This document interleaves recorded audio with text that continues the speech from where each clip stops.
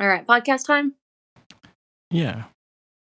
Yeah, this is Are You With Me Right Now? Episode 17. Damn, look at us go. Yep, we're doing pretty good. Oh. Well, let's see.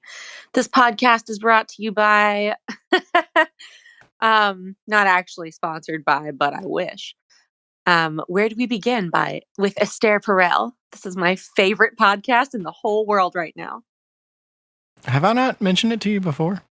No, you mentioned Esther Perel the one time where I met your therapist with you.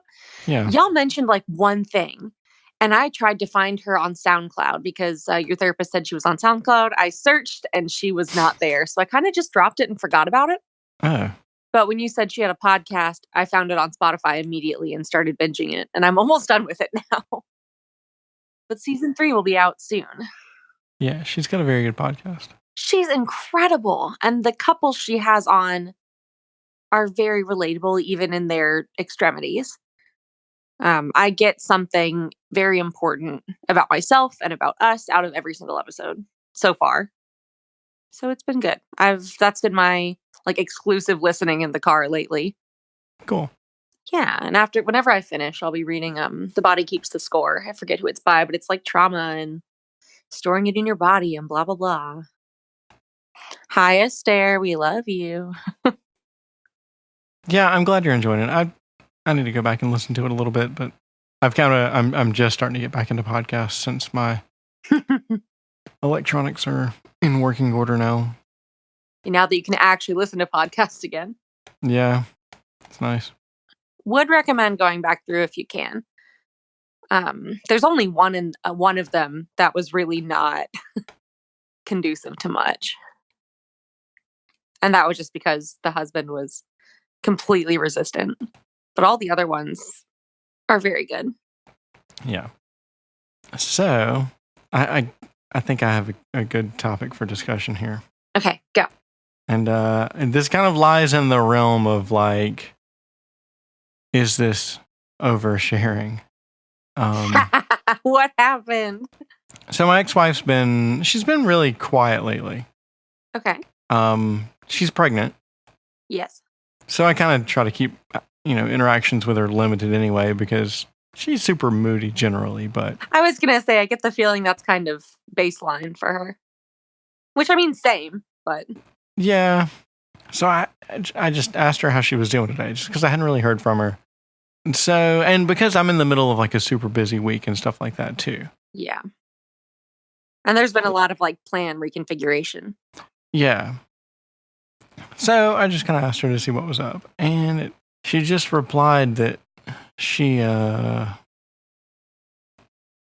did she put it? She was like put off by something or someone rubbed her the wrong way recently is how she phrased it. Probably me. I said, is it me? Like, did I say something? Because I don't think I did. Sometimes I do without realizing it. Sure. And she says no, that it was you. And I was like, unsurprising. Yeah. So the event that happened was that this past Sunday? Was that just a few days ago? I think I know exactly what you're gonna say, and yeah, it was this past Sunday. So give me your recollection, because I glossed over this whole thing, apparently. I mean, I remember what happened, but the interaction... I'm trying to manage everything that I'm, like, about to say. Because I'm just having feelings. It's not even necessary for me to have a big reaction. It just, whatever. This is a really good discussion. Thank you for bringing this up. Yeah. So, same. We picked up your daughter from your ex-wife's house. We took her to breakfast, all that. And you commented on, you've made this comment before in front of her. I don't know, but you've definitely commented on the tendency of your ex-wife's family to have like butt cracks that hang out of their pants. Right.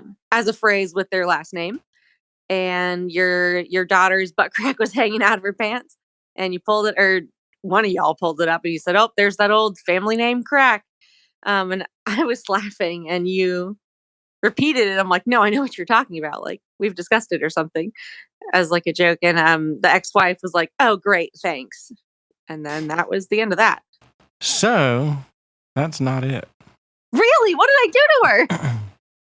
Because that's what I thought I would like have overtly offended her, and I didn't mean to say that in a bitchy way, but like here we are. No, right, apparently it had to do with, for some reason, my ex-wife's been doing this thing where she'll my God. She'll linger way too long. Not like linger, she just won't. The process of saying goodbye to your daughter takes like 10 to 15 minutes. Yes, thank you. And your daughter is inconsolable.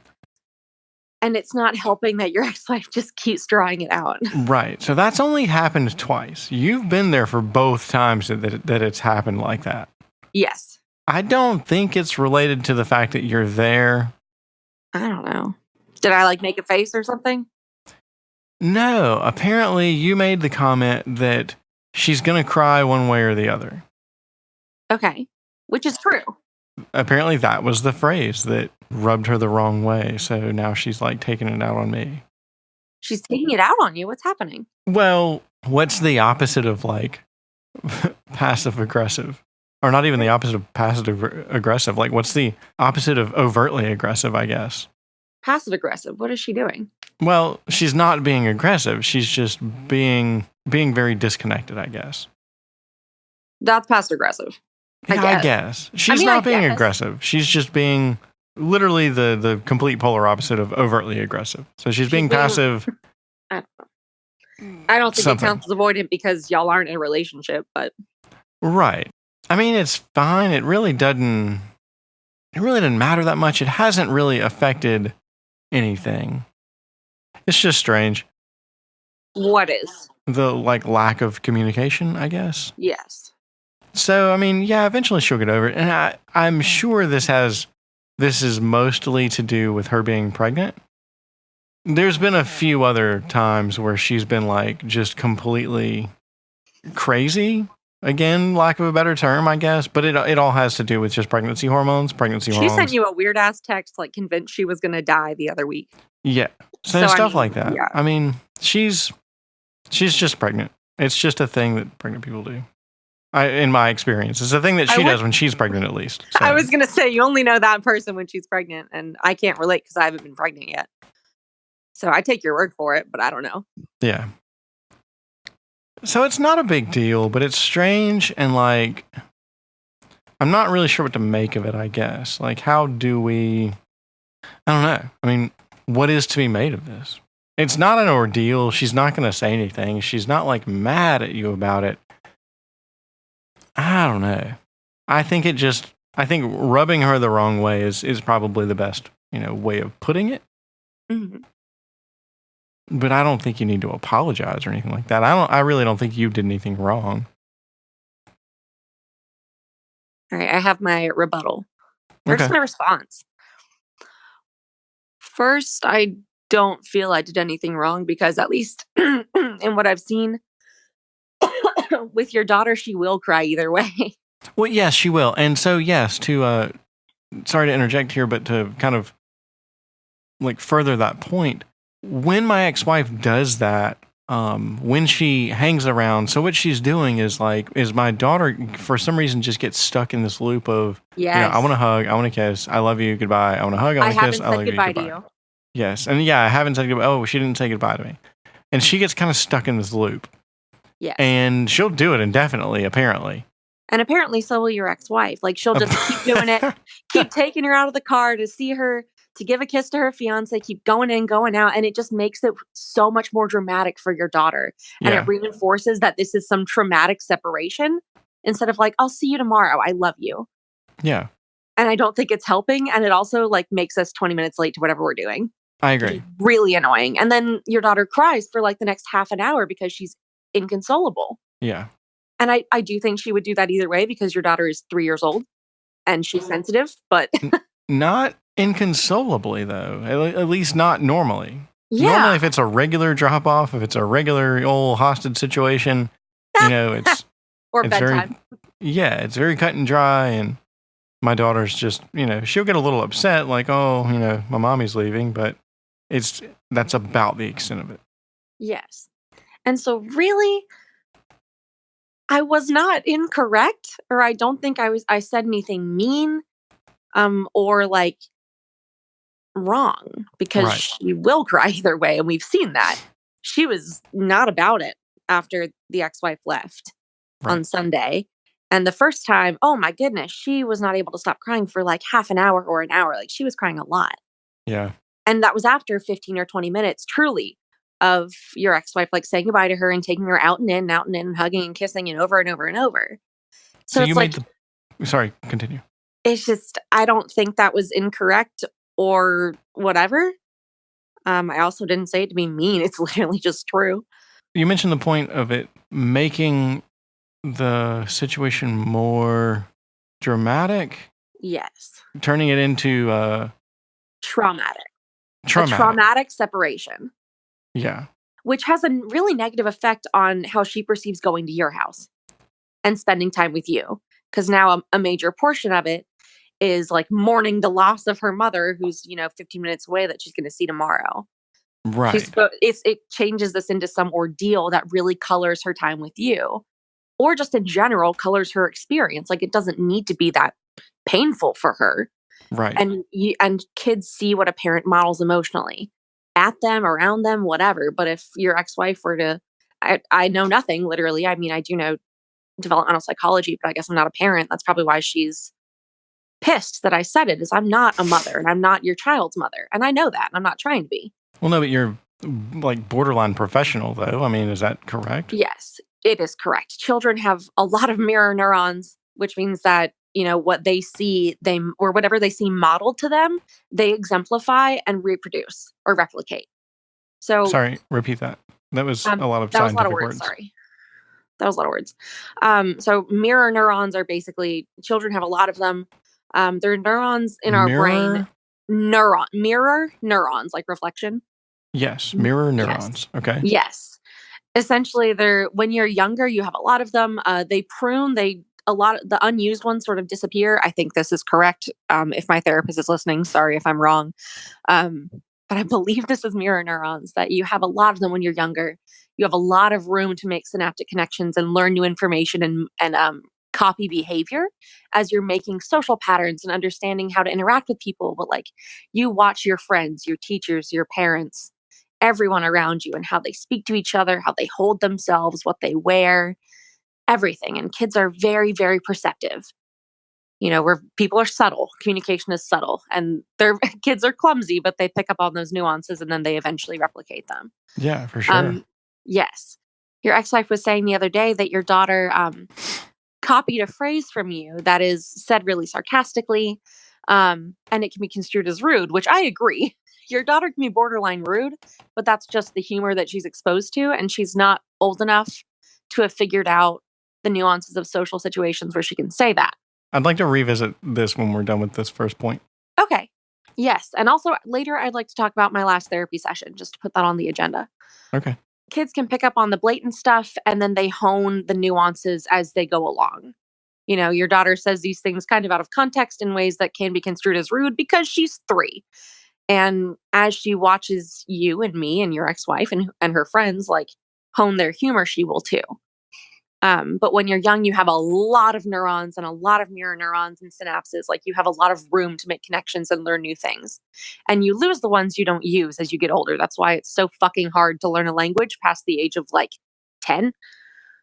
Probably earlier than that. But if you engage those really early on, then you end up having a much larger learning capacity. But so having mirror neurons means like if you see your mother yelling at your brother or your father, anybody, like you pick up on how your role models interact with other people, the emotions that they tend to express at themselves and others, all of that. And for a child to see their parent like not able to let go of them. Oh, other quick example. If a child falls down, scrapes their knee or something, you don't go, "Oh my God, are you okay?" And like freak out and, "Oh my God, we gotta go to the doctor." You say, "You're okay. Let's get up. Good job. You're brave. Let's go play this." Yeah. It's the composure with which you react to your child that they learn to react to their own mistakes or accidents. In drawing out a goodbye for 20 minutes, your ex-wife is not showing any composure, and it's teaching your daughter to think of a goodbye as like this permanent, terrifying separation. And I remember that my parents did this to me as well, and maybe this is just me being personal. I don't think it is. But when I was a kid, this might just be normal, but for me, I was really obsessed with permanence. I had to say I love you and goodbye to my parents over and over and over. And I did this until I was probably a little older than I should have been.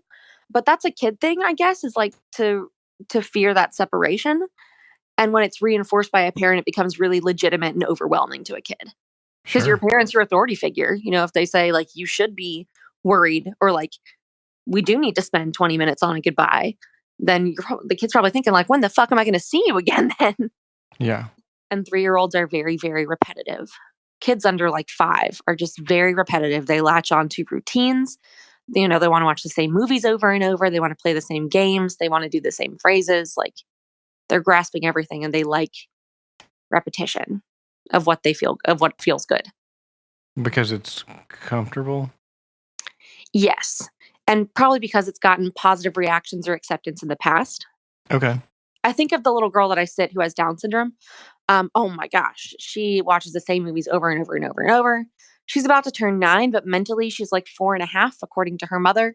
And she'll repeat sections of movies incessantly. She says phrases over and over from the same movies, the same shows. It's a lot of repetition. If I say something, she's going to say it 20 more times in the next week. Kids just get fixated. Yeah. They take in a lot of stimulus, they see what they like, and they repeat it because it feels good and it's comfortable. And because kids can handle a lot of input. So, I mean, they watch a ton of TV or they read a lot of books or they play a lot of games and they take all of it in and it sticks with them. Yeah. I've noticed that for sure. Yes. So that was a really long explanation of like kids watch and kids learn. You don't have to tell them the facts of like a situation for them to understand like how they're supposed to act, quote unquote, based on how you act. And to reinforce like a separation as traumatic is very dramatic. That is traumatic is very dramatic for a kid and will reinforce that they should be like worked up to leave a parent. So I wasn't wrong. She was going to cry either way, Yeah, no, I know. I realize that. but it's not healthy for her to do that. I don't think it's helpful to the child or to the mom, honestly. Yeah, I don't think so either, just because of like the state that my daughter's left in after this is like done. And I mean, like you say, yeah, I mean, she's going to be there like tomorrow. And my daughter kind of tries to pull this with me, like at daycare and stuff like that. Yes. And eventually, I'll kind of go along with it because I do enjoy a lot of the sweetness. Like, yes, let's do, all right, one more kiss. All right, but like one more, like after that one more, it's like, okay, I'm going now. You have to let me go. Yeah, and daycare does take a minute with you. And with me sometimes if I'm slow in the car, if I walk up, she'll ask for, formal hugs or kisses. Mm-hmm. But at some point you just got to put her down. Like, I love you. I'll see you later. No more kisses. Like, we're good. And that's a shortening process for you. I've noticed is that like, it does take a while, but I mean, I think you're trying to shorten it. So that one more really does mean one more. Yeah. I mean, yeah, because eventually, I mean, it's like you're like wasting everyone's time, I guess. Yes. I mean, not in like I don't mean that. Affection and love from your daughter does not mean wasting time, but I know what you mean. Yeah, because I mean, like you're kind of holding up the class, and like other people are, they've broken their attention from whatever they were trying to look at or learn or whatever, and now they're focused on you, and yeah, so it engenders a more like self-centered perception of like what's going on. So yeah, I'm definitely trying that, and and that's actually one thing that they've really pushed with daycare is like separation anxiety and stuff like that. Yes. And I don't know if that's directly related to, I don't know how exclusive that is to like, I'm sure it's not exclusive, but I wonder, to what degree, it applies to my ex-wife and myself as opposed to like other kids. I wonder like how other parents do with that sort of thing. Not that it probably matter, probably about the same as y'all do. Yeah. Especially as first-time parents, because you don't want your child to be afraid. You don't want your kid to be crying. So right. I understand why your ex-wife stays so long because your kid is crying and she doesn't want to leave her upset. But it's gonna happen anyway. Like she's going to be upset. It's just that's how a 3-year-old is from being separated from a parent. But so I get that she's like trying to nurture her and doesn't want her to feel badly, because I don't want her to feel bad either. It's not getting that result. It's not helping. Right. So I can understand why she'd be pissed at me, or whatever word. It doesn't really matter. Yeah. Rub. Can I talk? Yes, I love you. Yeah. I love you. I just want to get the rest of my words out. Yeah. Sorry. No. About this. It's Right. okay. I understand. And I really don't know anything about your ex-wife. Like, I have no idea how she feels about me. I have no idea what she wants. I don't think she really cares much about, which is fine. Like, it's whatever. I'm not butthurt about her not really giving a shit about interacting with me. I do not like the fact that I said something that apparently she didn't like, and so in recompense, she's not communicating with you about your child. That is not fair. Well, and it's not, because I am not. I'm not speaking to you right now. I guess I'm speaking to her. I am not the decider of y'all's relationship, and I'm not the decider of your parenting communication. And I do not think that's okay that she got kind of butthurt over something I said, which whatever, like, you have the right to, I guess, feel your feelings. But that is not something that you need to be taking anything for. And not having communication about your daughter is not acceptable. Well, sorry. I don't think that's the case so much. I mean, it's not, I don't know. We've just lost like general communication. Just, normally it's, hi, how is our daughter? You're like, send me a picture of her. What are you guys doing today? That kind of stuff. It's a lot more just like friendly, amicable, I guess. Yes, I know how y'all talk. Yeah. Okay, but you didn't say it. I did. Right, yeah, I know. I realize that. So, no, I know it. So my statement should not have any bearing on how y'all communicate. And I think that is immature, that now something that I said, which is completely unrelated to how y'all interact for your child, is affecting how she wants to deal with co-parenting. For the moment, I don't know. Yeah. But I think that is immature and triangulating and not okay. Where this is not a triangle. This is a linear relationship between you and her. Yeah. I think this is why I kind of tried to preface this with, I believe this has more to do with her pregnancy than anything else. I would, here, I'm going to be like crazy. I would encourage you to, if this does happen again where I say something that bumps her the wrong way and she starts being cold with you, I would encourage you to bring it up with her if that's something that y'all, like, your dynamic even allows. Because I am not the predictor of y'all's parenting. And I cannot, like, that's a lot of pressure. I'm not saying anything to be a bitch at her. Like, I definitely didn't mean to, like, push her buttons. That's not the intent that I have. And I my, like, offhand comments cannot be that weighty to y'all's co-parenting relationship. That is not fair. Right. And that is not responsible. Yeah, I agree. On her part, at least. So I would say if it happens again, please talk to her, because I care about the well-being of your child and I want y'all to have a good relationship so she can be happy. Yeah. Well, I've been considering kind of bringing it up regardless with her. I mean, now I have some more technical terms that I could use. Yes, you're welcome. I live in some black and white thinking. I try not to, but I tend to I just made a statement with a big old period of, that's not responsible. That's not going to happen again. So take me with a grain of salt, because that's me. And, I'm continuously working on, like, one interaction or one event doesn't define the entirety of the future. Who fucking knows if this will happen again? It's not like everything has shifted now because of this. But yeah, this is important. And I certainly don't want there to be a precedent for, like, my offhand comments determining y'all's relationship, because that's not my responsibility. And that's not my place. And I don't want to be, but I don't want there to be this dynamic of your ex-wife, like, punishing you for things that I've said that she took a certain way. Right. Well, that weren't even meant that way. More so than that. Like, I don't care about that. I mean, she can act however she wants to act. That's fine. But more so than that, I think the actual event itself is something that seriously needs to stop. Oh, the super, like, dramatic goodbyes. Yeah. Please. I'm more concerned about that than her reaction to comments that she may place certain amounts of weight on. So True. If it becomes a big deal later, then I guess, yeah, make it a thing. But I agree, it's twice is enough. We don't need to be teaching your daughter that. It's traumatic for her, and it doesn't need to be. I've kind of struggled with trying to put it into words today, so I just haven't said anything else to her about it. Well, there are some words.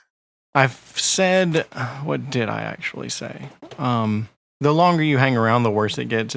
She's been seriously upset both times it's happened, whereas normally she just gets upset for like a few seconds at most. And then all she said back was, just send me a picture of her, please. And so I did, and that was it. We haven't talked since then. I can understand how that wording might have made her go like, fuck you. Whatever. I'm not saying you're mean or that it was like, you're a dick. But I get how she could have read that and been like, well, fuck you too. Just the longer you hang around, the worse it gets. Yeah. That's what it is. There are other ways to say it. You know, it's not like, you being around is horrible. Like, it's, especially as a pregnant mother, you know, saying like, the longer you're around our kid, the more upset she gets. Like, You mean to send her flowers? I mean... Oh my God. Can you listen, please? I am. I swear to God. It's not that hard to consider someone else's perspective. Disagree. Try, please. I have for try again. Something years. You can try again because you like me. Whose perspective am I considering? Your ex-wife's.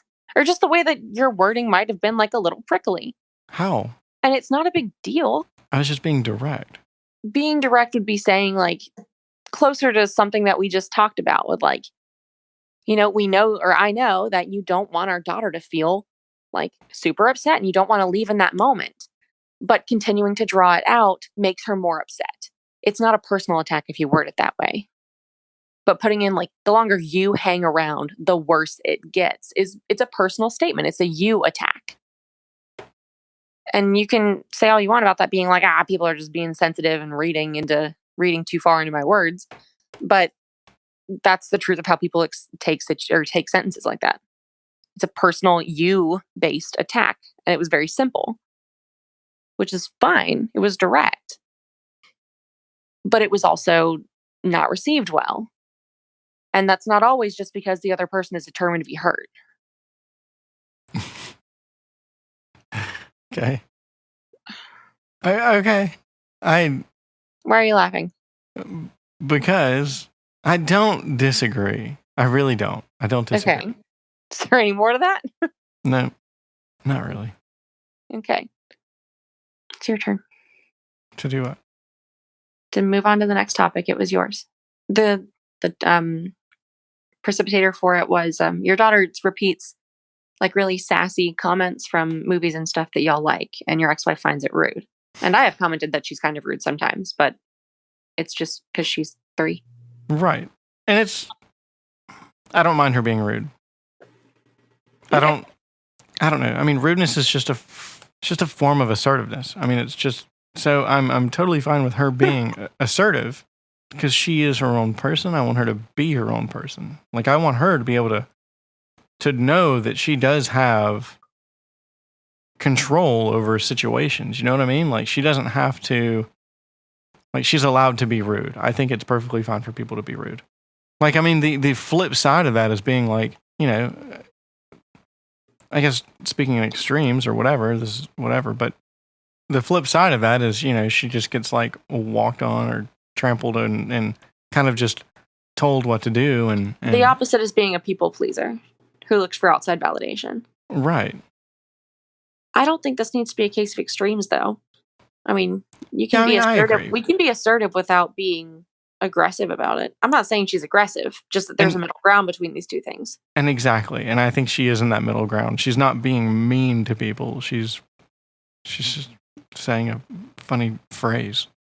But she'll learn as she gets older, you know, how to consider the words that she says and how they affect other people versus knowing that she has power over a situation, can assert herself. Yeah. It's just a matter of getting older. Yeah, kind of. And modeling considerate words, but with like your own self-confidence and your own self-preservation. That's not the right word, but yeah. It is important to care a little bit, I think, about how you talk to people. I mean, as a definite people pleaser, at least in the past, I'm really hard-headed now, so I don't think that's exactly accurate anymore. But growing up a people pleaser, shit sucks. But there are good things inside all of like the ACA traits, like people pleasing. Like there is a good core if you boil it down and strip away all the maladaptiveness. It's not a bad thing to be considerate. So I mean, we don't want to teach our kids to be like tell everybody that, fuck them, like it only matters what you have to say. Right, but I think it's not a bad thing to teach your kid to be considerate. I agree with that. And assertiveness they're not mutually exclusive.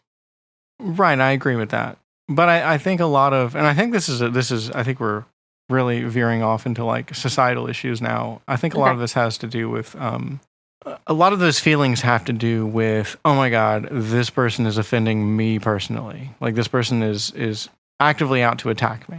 Mm-hmm. And so the phrase my daughter's using is from an old Zelda cartoon from 1980, whatever.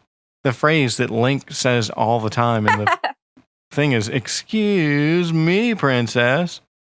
So I've done that to my daughter a few times because sometimes she'll act like a princess and sometimes you need to shut her down. You know what I mean? Yes. She said that to my ex-wife, and my ex-wife had words to say about that to me, that I'm saying phrases around my daughter that are inappropriate, kind of. And which really, if that's going to be an inappropriate phrase, like, dear God. Right, yeah. The concerns about, quote, rudeness that I had, like, I don't care about that phrase. She's said similar things to me. But when she's been upset, which she's 3, it's understandable that she would, like, raise her voice. But last time she was really, really upset, like, after our mom left, I was asking her if she wanted to, I don't know, it's been a couple different times when she's not super happy and I've asked like, hey, do you want a popsicle? Or hey, do you want to come watch a movie? And she'll go, I'm not talking to you. I'm talking to my daddy. I'm like, shit, sorry, damn. Right. So that's what I mean is that like, and that's because she wants to feel that she has control over, she's allowed to feel the way she's feeling. I get that, but that's also not nice. Well, I don't think that's an issue of control. I think that's more of she's upset and she's expressing a feeling at the same time. Yeah. So she's upset, but she is trying to talk to me and not you. So I think that's just an intersection of I don't think she's actively trying to be mean to you. Mm-hmm. I think it's just a lack of control over her emotions, kind of. Yeah, and I guess that'll just come with time. But because there are ways to say that without like raising your voice at someone. Right. And I know that you make a deliberate effort not to raise your voice at her. Yeah, exactly. So but I think I guess that'll rub off. I don't know how the other parents talk to her, but right. Or how they talk to each other for that matter. I don't think she's trying to be that's not rudeness. I think it's just emotional control. And just she doesn't trust me yet, which is probably a good thing. I mean, I guess so. I mean, she does. I guess. I still scare the shit out of her if I like play with her like you do. I forget that and then I make her cry. I'm like, oh fuck, I'm sorry. Oh yeah. Well, I'm the only person that has ever done. I said I'm the only person that's ever really done like acrobatic stuff with her. I know. And I'll like tip her upside down and she actually cries. I'm like, oh my God, I'm so sorry. Yeah. But it's just, yeah. Yeah, that's just a comfort thing. I know. Which is trust. That's what comfort is. Yeah, sure. I think that's the underlying, force behind comfort is trusting someone. Yes. Okay. So she may not trust you to flip her over your head. Well, I'll give you that. She doesn't know me just that well yet. Right. Which doesn't feel all that great to realize that, like, oh, I'm definitely still an outsider to her, but it just takes patience on my end. And, like, continuous support. But it's not like that's a bad thing, whatever. Right. So to revisit this societal thing, I'd like to speak about this for a second, because I think this does reflect a lot of what we see in society with, especially this, like, social networking society that we live in, the Facebook age. A lot of times this assertiveness, rudeness, whatever, is completely blown out of proportion in the whole, like, oh my God, you're attacking me, or I'm going to be offended on someone else's behalf kind of thing even. Which is completely ridiculous. Your point is that you can't control how other people feel about things. You can control how you feel about something. The second half of that point is that like, I'm not saying anyone is, but the balance to that phrase is like, but you don't need to go out of your way to be an asshole. I'm not saying Right. anybody is. That's the balance to that. You can't control anyone's reaction, but you can control that you're not an asshole just because. Yes.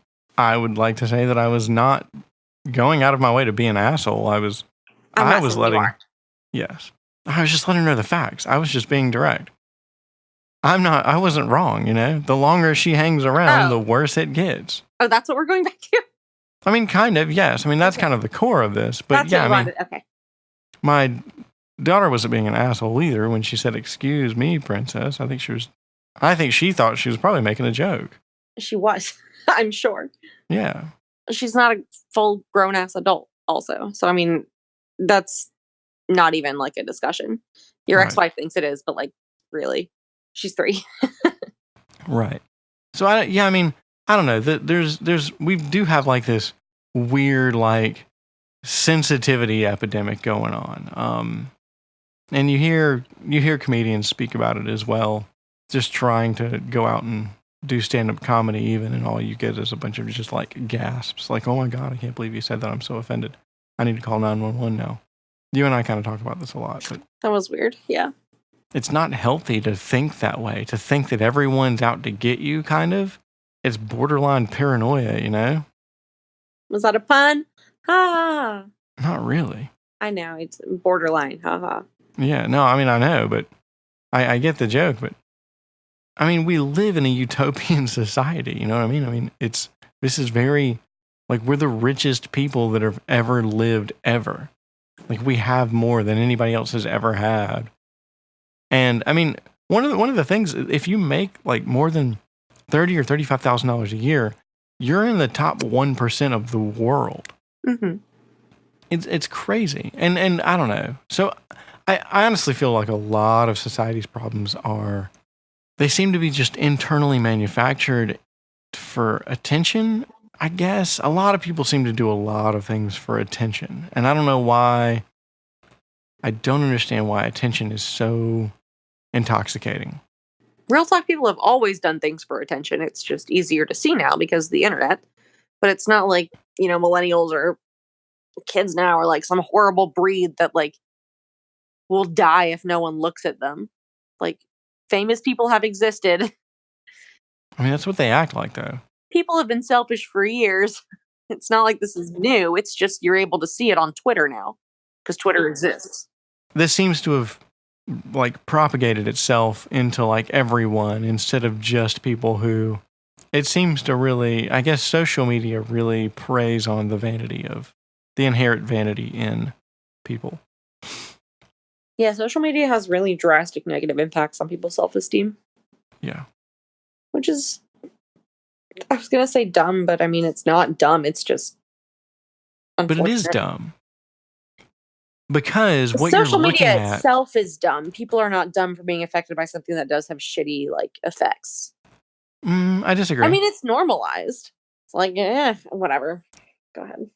I still think people are dumb for not realizing the bigger picture. I mean, there is something, because there is a bigger picture there. That bigger picture can be realized. So we are literally talking about some form of ignorance here. And that bigger picture is that think about the shit that you post on social media. Are you posting like your bad days? Like, are you like posting like you crying on social media or like? Not actively crying, but yes, I talk about that shit on my social media. Well, yes, you do. Thank you for being, sorry, the royal you. Oh, I was like, yes, go to my Instagram. It's really annoying. Yeah. My therapist and I realize that you're a different person. You're not like anybody else. So. And shut up. Was that a joke? Oh my God. But look at other people's social media. They're posting like the highlights of their life. They're not posting the down moments. So everyone looks perfect. There's this sheen to social media that's not real. Yeah. And it's all paid now. It's all sponsored. Well, yeah, that too. Everything's astroturfed. So. I like that. That's funny. So yeah, I think it's dumb that people aren't really seeing through that veil. So anyway, yeah, I'm completely fine with my child being the way that she is. I think she should be sassy and whatever, you know. I am feeling fat and sassy. I'm a banana. I mean, I would much rather her have that sort of internal confidence to be, you know, sassy and stuff like that. Because I think it takes confidence to be direct like that. And I think that's healthy. I think having confidence is healthy. Mm-hmm. Not just blind confidence, but real, you know. Yeah. Yeah, not arrogance, confidence. Yeah. And a conscience is what goes with that. Not having blind arrogance means being able to see that you're fallible and like being able to take responsibility for what you don't do or what you don't feel is good that you've done or whatever. Yeah. Confidence is having a realistic version or a realistic perception of yourself. Because we are good. Every one of us has things to be proud of and things to be confident in. But I think real confidence, like, or the flip side, or I don't know, like encompassed in what confidence is, the ability to like evaluate your behavior and know that to have guilt instead of shame, I guess, is what I equate confidence with. And like to be able to take responsibility for the things you do well and the things you don't do so well and own them, both of them. Esther talks a lot about that guilt versus shame or responsibility versus shame. At least in the last few episodes, she's been bringing that into a lot of different couples. She's got a lot of good, like, random. You should really check out her TED Talk as well. Yes, I didn't know she had a TED Talk. Hell yeah. Yeah. So she's got some really good, like, YouTube videos and stuff that you can find. I'll look her up. Yeah. The last topic, because this is running kind of long now. Yes. We have been talking lately, or I guess whatever, we've been talking this week about keeping up with the reality of having BPD. And, you know, I've brought this up with you and our whatever we were talking about last the other day, and just in therapy and just in regular life, like it is really, really exhausting to be told and have to tell yourself like that you're irrational. And I get it. That's the whole thing. You know, it's not an attack. And there are so many ways to get better from here. There are so many paths up. Like I'm here for progress and that's great. And that's what I want. But every now and then it just gets really tiring to have to hear, are you just being irrational or are you making something out of nothing? And that's why I've been so sensitive about it. It's like, Jesus Christ, I'm tired of hearing that I'm making things up or that I'm insane. Like I want to feel like I have rational concerns or that I'm, you know, that it makes me second guess myself. And I'd like to be confident in the things that I feel and assert. And, you know, I want to be able to stand behind my words. And it's very self-undermining to sometimes, you know, it can't be all bright and shiny all the time. And every now and then it just gets very undermining to have to look at everything that I evaluate and say, well, I'm just, you know, making it worse by making this too extreme. And it's very upsetting to me right now. And I'll get over it. I mean, I always do. This is not a one-time occurrence. But I'm very positive about this a lot of the time. And it's not possible to be positive about it 100% of the time, but I do fucking try. But I have to have times where I can say, like, this sucks. Like, I hate that this is the way that I color myself and the way that my interactions are colored. And, like, I hate just having to question everything I say. But that's why I do the work. And that's why one day it'll be better. But that's a lot of what we talked about is I'm fucking sick of being sick. Where did he land with that? On what? I mean, wasn't that part of the discussion was he had asked you if you were being irrational about something, right? Yes. And that's kind of what that spawned out of. Yeah. It's been going on longer than that, but that was just the time was like where I said, you know what, I'm over it right now. It's like I'm tired of being asked that question. By him. By anyone. I know it's important. And I'm gonna keep doing worksheets and gonna keep questioning it. Because I said it to you the next day or that night. I asked you a question and it probably wasn't rational. And I know that's how you feel about it. And I'm not trying to get back into it. And I don't, whatever. It brings me back to the frustration of not having anything that I like legitimately wanted to work on or fix or something being listened to by anyone in my family. The things that I bring up, and I don't even think that I bring them up in like a crazy way or an extreme way, like expressing, this thing, whatever, just expressing something that I want to change or something that bothers me was always met with, "You're crazy," in my family, or "No, you're making shit up." And, I'm not crazy. Like I'm not just lying or trying to get attention or whatever. My therapist posited that, it probably is a way to get attention. Like, well, fuck, I thought I was being legitimate or I'm not being manipulative. I was bringing up a real concern that I thought was worth talking about. And that's just a general statement, like for anything. And to have that met with, "You're being irrational," is very frustrating. And I get it. And it's probably true. Okay. It's just, there are these periods where I'm like, I'm very tired of being undermined in the things that I'm bringing up that I'm not consciously doing in a way that's like not realistic. I don't know. Is it worth bringing up an actual example? I guess. The most, ow. Sorry, I'm sitting weird. I don't remember what we were talking about in my session. So that obviously wasn't that important. I don't even, I wasn't expecting to be asked that question. So I don't even remember what it was for. I really didn't expect him to say it. And that's why I was like, the fuck? Or not, whatever. You know what I mean? It's not a question I ever don't expect. But it was one that I was not very welcome to, or that I didn't find very welcome at that moment. Everybody knows what we've been fighting about for a million years now. We spoke about, it was like, I think I am really the only one of your significant partners that has not used drugs since you started using drugs. And I was like, I genuinely was feeling really insecure about, like, is that, like, the question we settled on was, do I need to use drugs for you to love me?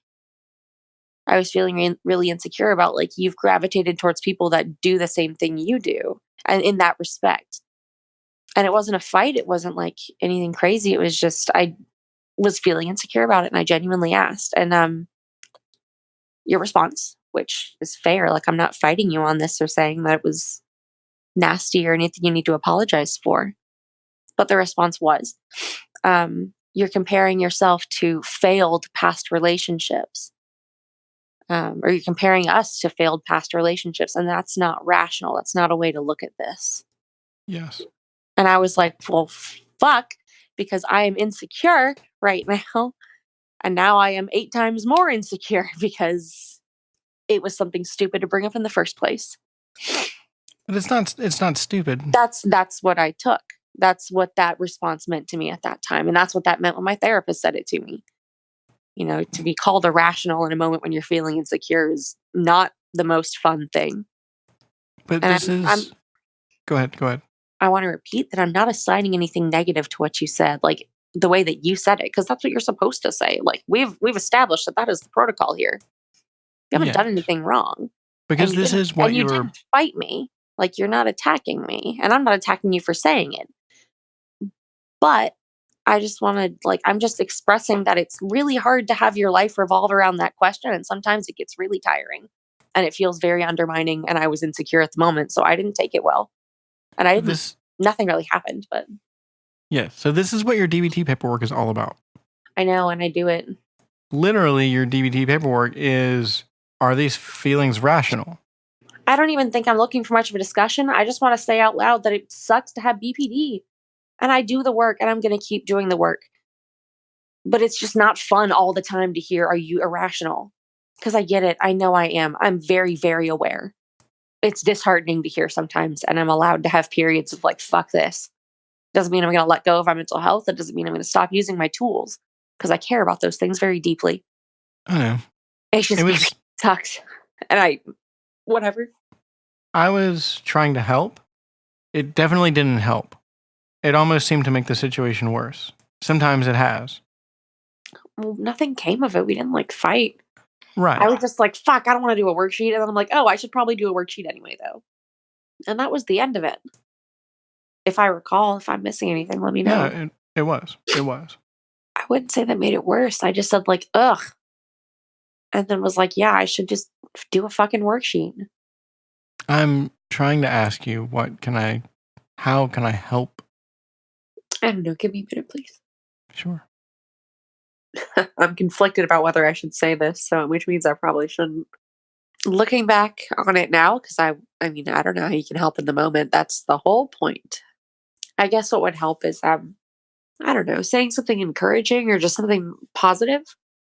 I'm thinking of that specific example, which is not every conversation or whatever, but something that might have helped in this exact situation would have been like, I have a relationship that I love and cherish with you, and that's what we focus on.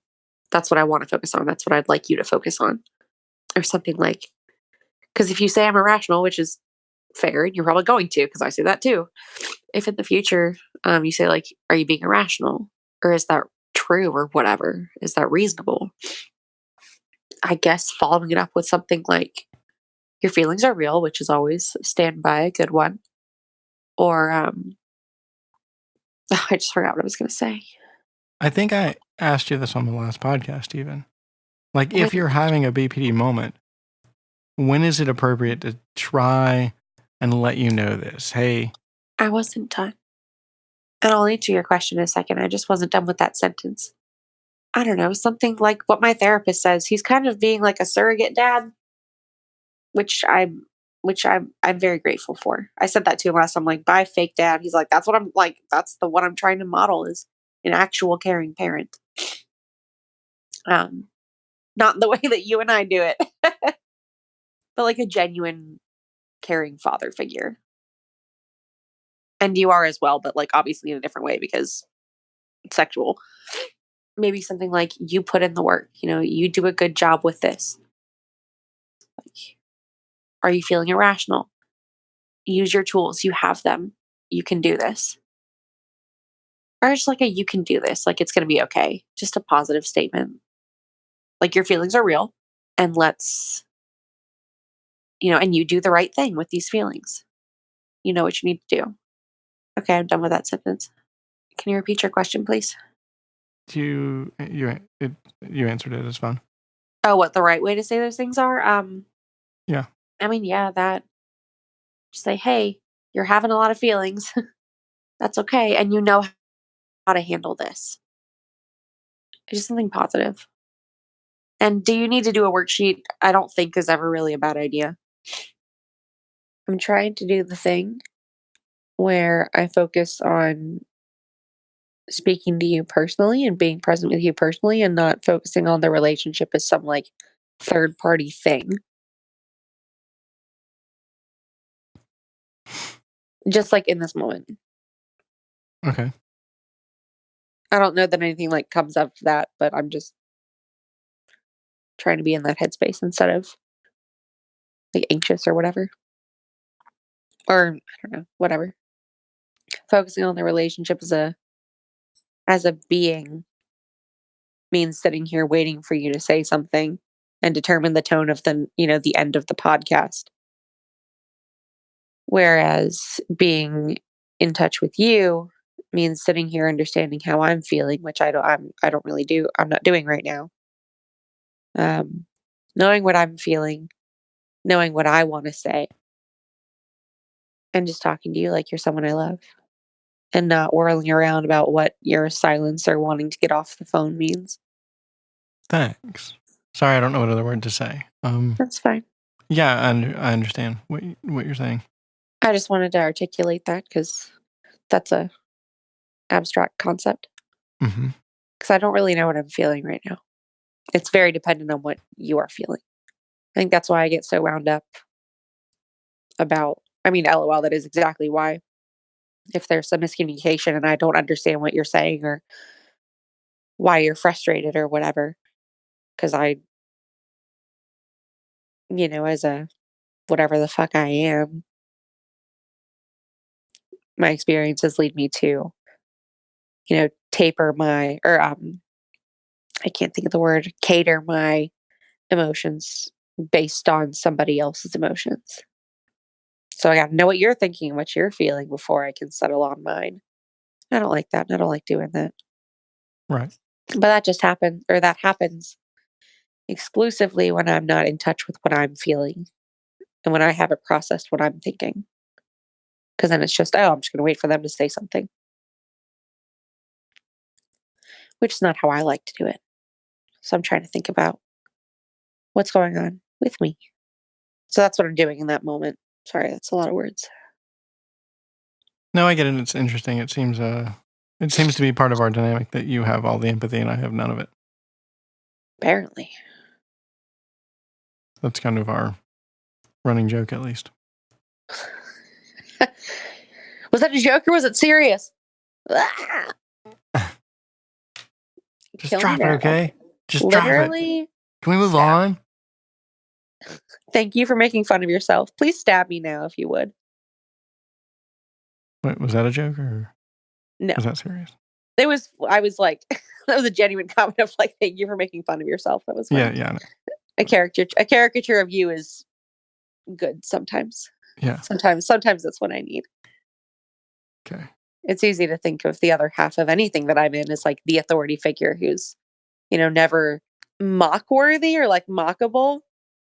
You remind me that jokes are lighthearted. Oh. And not at someone's expense all the time. Okay, it's bedtime. Okay. Anyway. That's about all. That's about all. Peace out. Peace out.